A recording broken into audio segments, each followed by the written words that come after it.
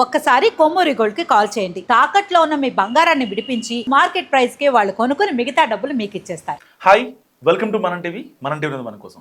నియోజకవర్గాల పునర్విభజన జరిగితే ఏ నాయకుడు ఎక్కడ ఉంటాడో, ఎవరి నియోజకవర్గం ఎలా మారుతుందో తెలియదు. కానీ అలాంటిది ఏం జరగకుండానే తన భవిష్యత్తు ఏంటో అర్థం కాక గందరగోళంలో ఉన్నారట రాప్తాడు మాజీ ఎమ్మెల్యే తోపుదుర్తి ప్రకాష్ రెడ్డి.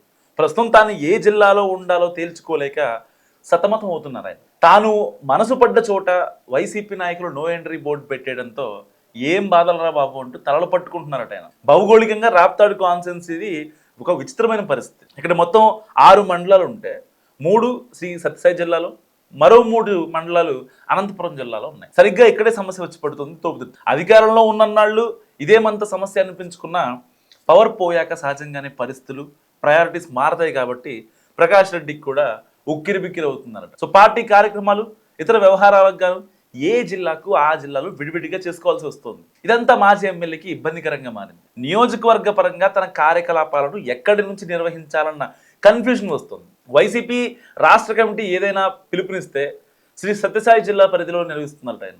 అదే సమయంలో అనంతపురం పరిధిలోని 3 మండలాల సంగతి ఏంటన్న ప్రశ్న వస్తుంది. వాస్తవానికి తోపుదుర్తి ప్రకాష్ రెడ్డికి నియోజకవర్గ స్థాయి కార్యాలయం ఎక్కడా లేదు. ఇక మండల కేంద్రాల సంగతి చెప్పే పనే లేదు. దీంతో ఎమ్మెల్యేగా ఉన్నప్పుడు ఆయన ఏ సమావేశం నిర్వహించాల్సి వచ్చినా తన ఇంటినో లేదా ఏదైనా ఫంక్షన్ హాల్లో ఎంచుకునేవారు. ఇక అప్పట్లో అధికారికంగా పార్టీ కార్యక్రమాలు ఏమైనా నిర్వహించాలంటే అనంతపురం జిల్లా పార్టీ కార్యాలయానికి వచ్చేవారు.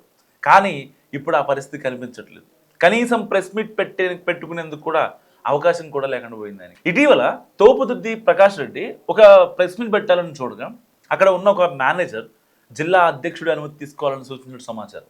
దీంతో పార్టీ ఆఫీస్ ప్రతిపాదన విరమించుకొని తన ఇంట్లోనే కార్యక్రమం ముగించేశారు ఆయన. అనంతపురం సంగతి అలా ఉంటే ఇటు సత్యసాయి జిల్లాలో కూడా అవే సమస్యలు వస్తున్నాయి.